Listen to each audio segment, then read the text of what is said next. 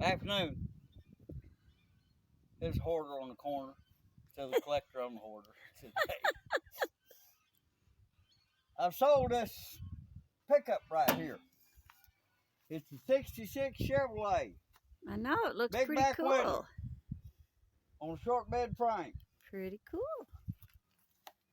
And the fellow that bought this has got a long bed truck that's wrecked on the driver's corner, and his frame's all messed up and all that stuff. So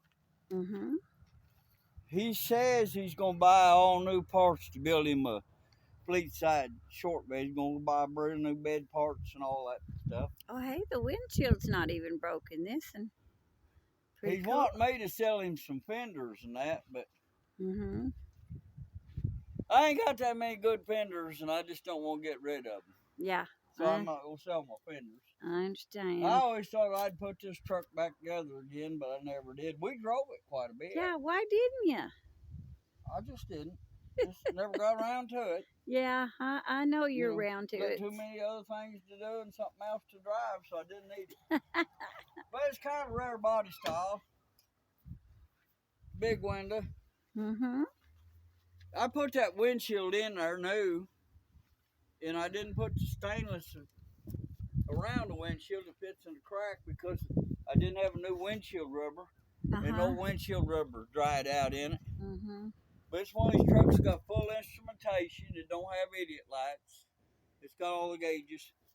It's gonna need rockers and floor pan work. Oh, poor thing. As you can see. Poor thing. But that's no big deal. Yeah, but I hate the guy that bought it, he's capable of that. Yeah. Big back glass. I'm glad he bought it. Big back glass. I don't need it. Just one last thing we have to worry about. And as Debbie says, I get rid of some of these deals, there'll be more grass for the sheep to eat. Yes. Okay, I got a story. Uh-oh, he's got a story, y'all.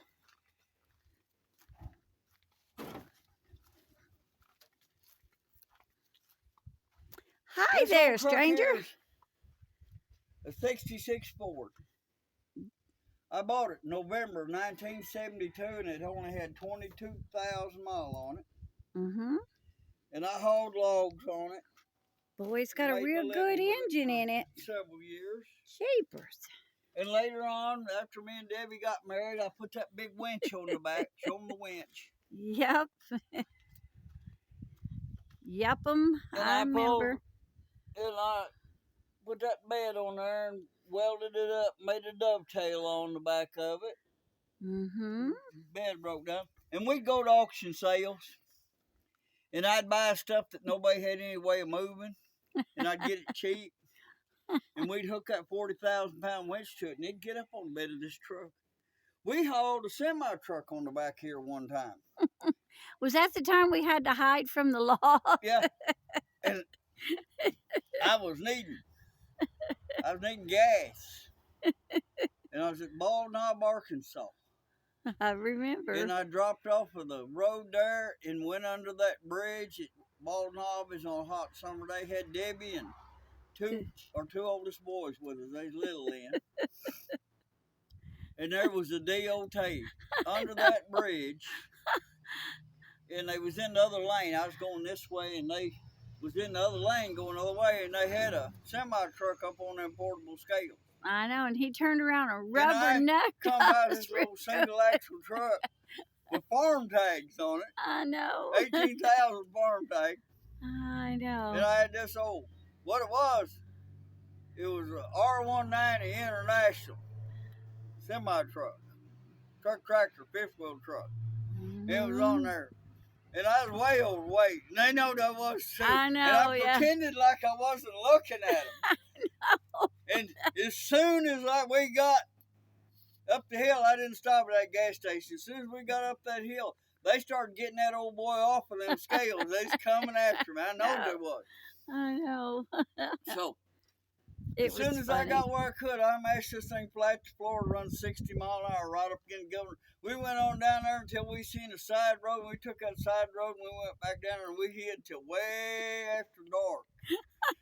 And we had a CB radio in here, and we could hear people talking CB radio about the DOT and all of them running all around. He said, they're looking for somebody. But they didn't catch us. Oh, Lord.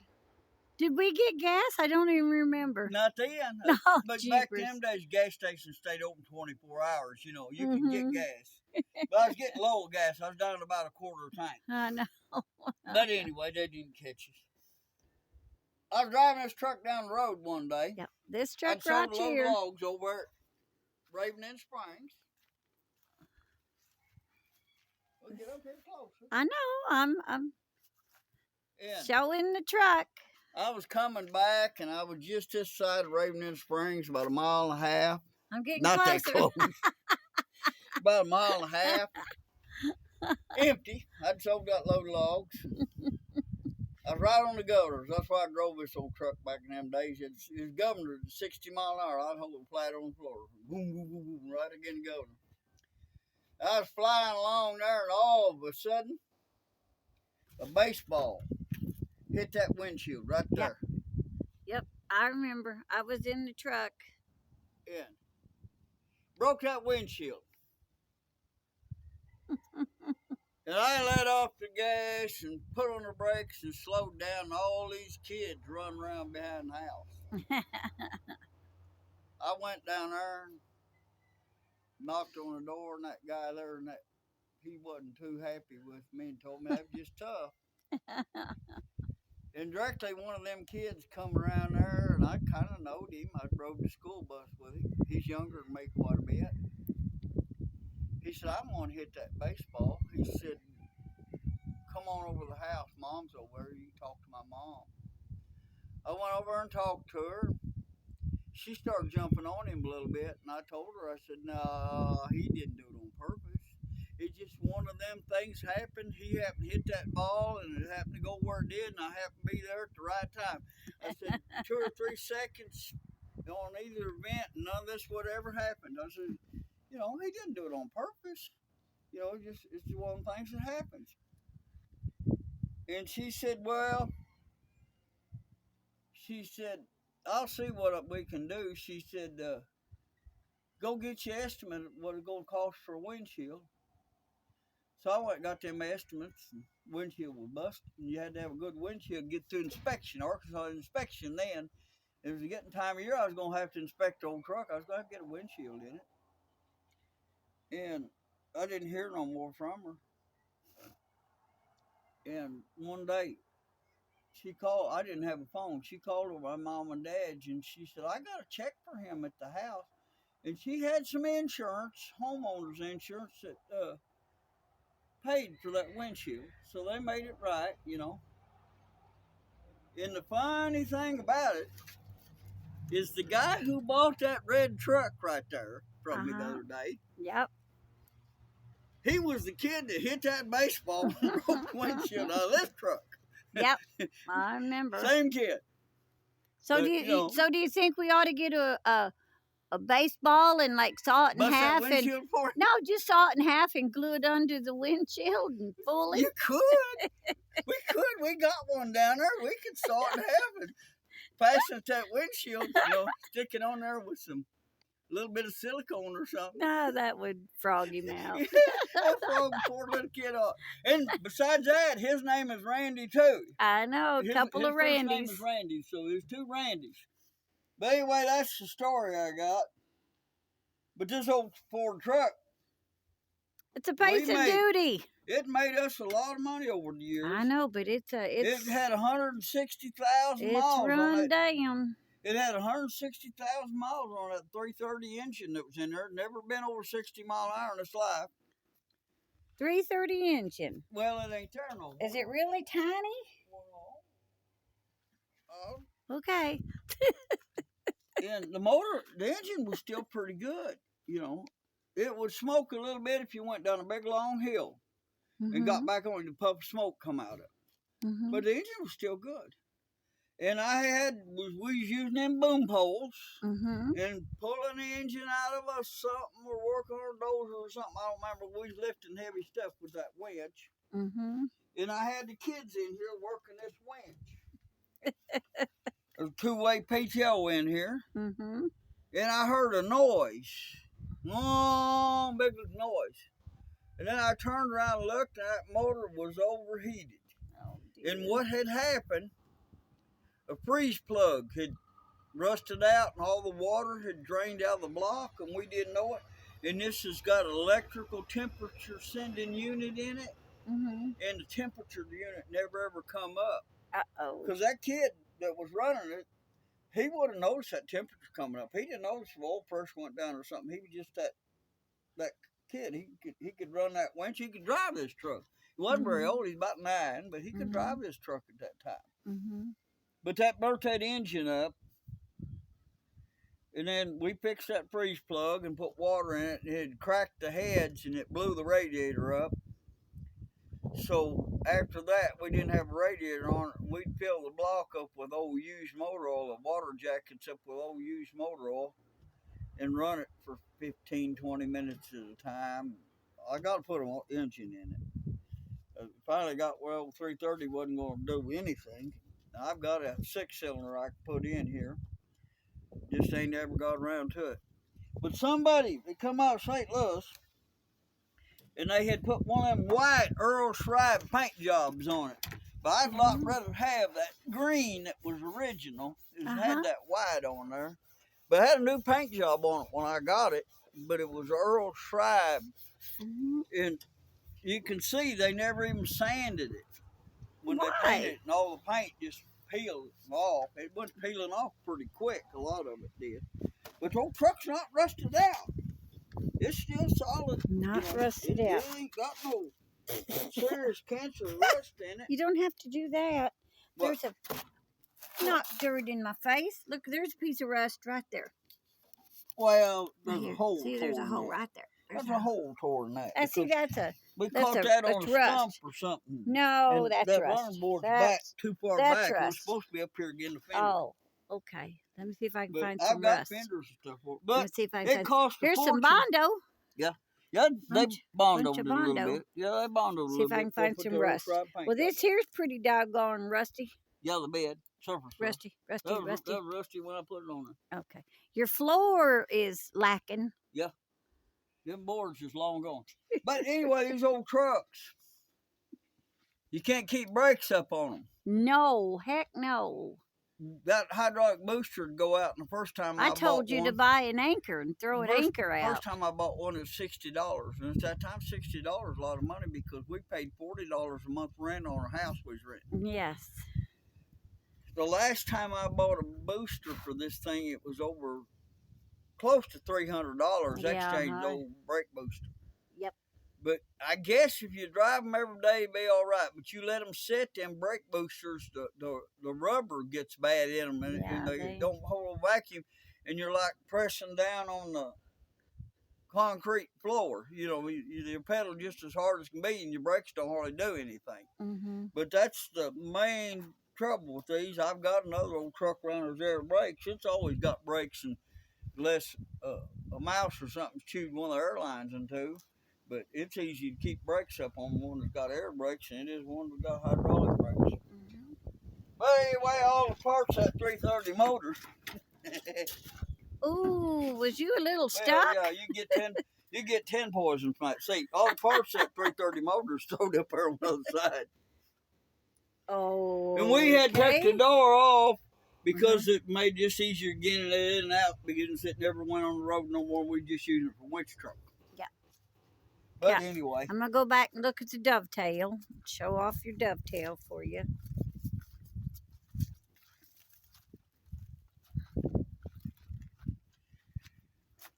When I did that and put that on there and cut that down, I didn't own a cutting torch.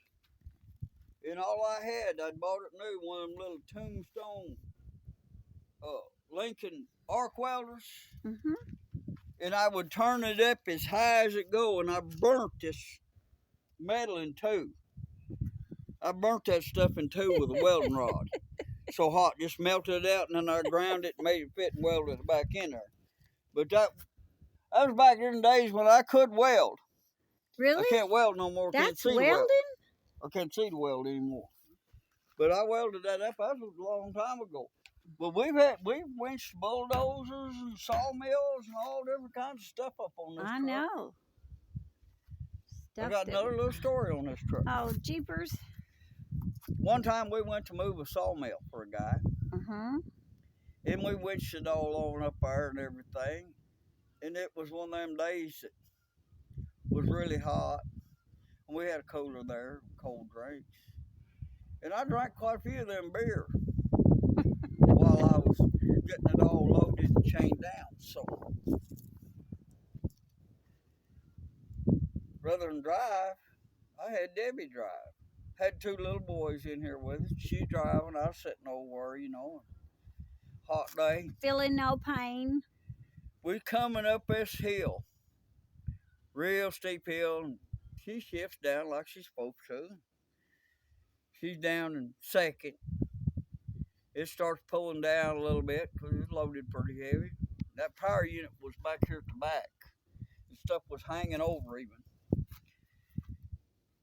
And she shifts down in the granny low and gives it just a little bit of gas. And it stands up. And when she did it, instead of going forward, the truck stood up. Front wheel 6 foot off the ground. This dovetail dug down in the gravel behind us. I remember. She was sitting there holding the brake, holding the steering wheel. And she says, Randall, what do I do? What do I do? I'm sitting over there.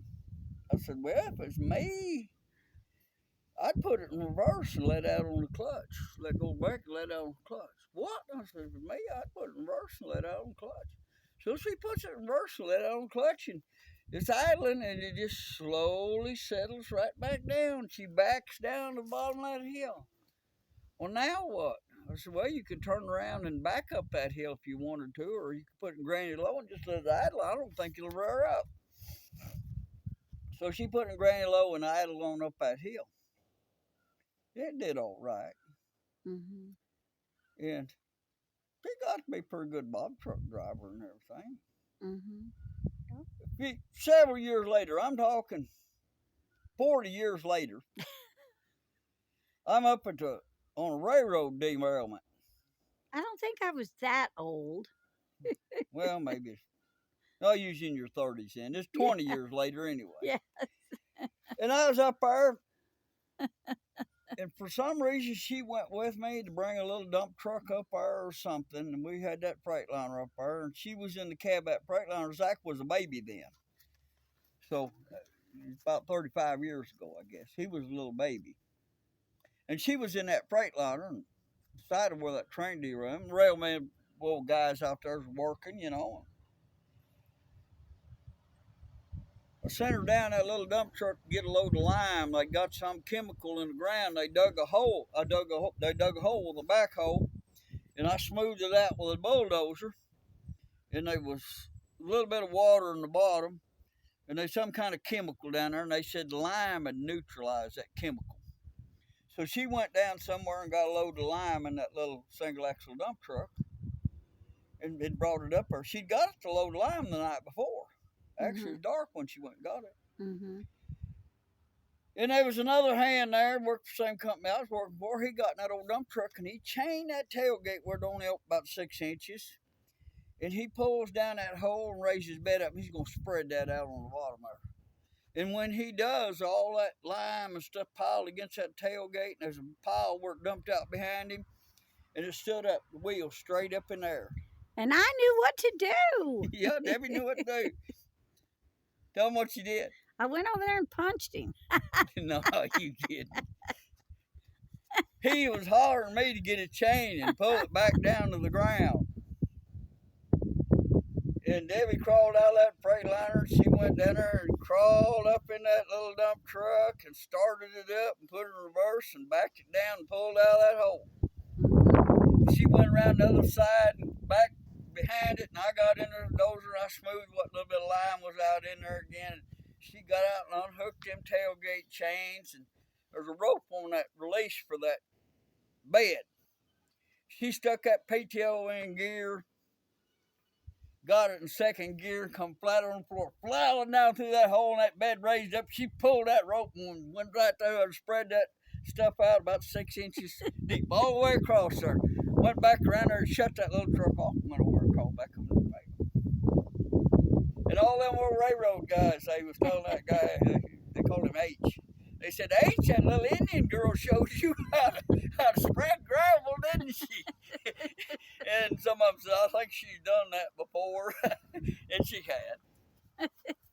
But she got to be a pretty good truck driver over the years. Yeah. But when it come time to get a CDL, she said, I don't want to have to drive trucks no more. And she said, I'm not going to go get one. So she wouldn't go get one. No, I wouldn't go get one. So she's not a truck. She never was a CDL well, I can driver. still drive one. Just drop one off here. I'll do something with it. Yeah, well, you can drive one if you have to. But it's been a spell. Yeah. I don't know if I've told it before, but there's one more story on this truck. One time I bought this Chevelle. Pretty nice little Chevelle. 4-door hardtop, green, 327 automatic, all power in there. And these dummies had decided they was going to build a stock car out of it and took the windshield out. Rest of the glass in, windshield out. And it was in the little paper for $75. And actually, I sent Debbie over to buy it. And she went over and paid for it because I was at work. Mm-hmm. And then we come in and we decided we'd go get it. And we took this old Bob truck over there. Well, you can't pull a Chevelle up on here because it'll hang up here. The car, you pull up in there. I didn't want to tear the car up, so I didn't pull it up on the back truck. I hooked the chain to it. And she's in that Chevelle. It's got brakes, power brakes, but the engine ain't running. Mm-hmm. They took the radiator out for some reason, too. I don't know why the radiator's gone, but it wasn't in there. Mm-hmm. But, man, it was a nice body. And I put her in that Chevelle back there, and it's cold. And she put my coveralls on. I don't know why I was driving the Bob truck, but I was driving the Bob truck. And the two boys was in the back looking out the back glass. We was about 7 miles. We was going to drag it. And they kept saying, she's still smiling. She's still smiling. She's still smiling. And we lived down at the bottom of the hill. And we got down to the bottom of the hill and pulled into the yard and slowed down. She just opened the door and stepped out of that Chevelle.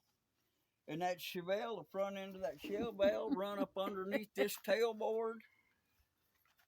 Uh-huh. And tore that front cap all to pieces. It did? Yeah, it did. Was I there? Yeah. I think she was mad. I had frozen brain syndrome. I don't remember much. Yeah. So I didn't ever fix the Chevelle.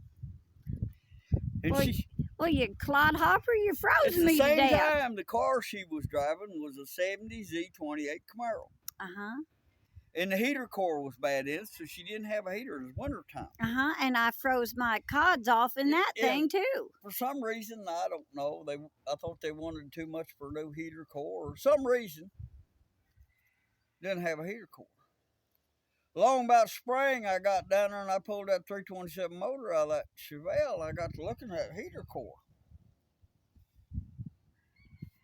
So I pulled that heater core out, carried it up there, looked at the heater core that come out of that Camaro, and it was the exact same thing. I went and fixed her heater, but it was done about a pretty day like today when I fixed her heater. She didn't need her heater more. And I got in trouble for that, too. You deserve it. She froze all winter. Oh, jeepers. Well, I think Randy's going to sign off now. Yeah. I guess that's about enough for today. A bunch of guys' wives will be with Debbie ready to kill me or do something, I'm going to give him a whole lot more lumps. I've got another story, but I can't tell it right now. But it's about a boyfriend she had that had a steel plate in his head. Oh, Jesus, don't go there. Okay. So I guess that's all for now. I want to say goodbye and good luck, y'all. Thank y'all, and please like and subscribe. And next time it may just be me doing it. Bye.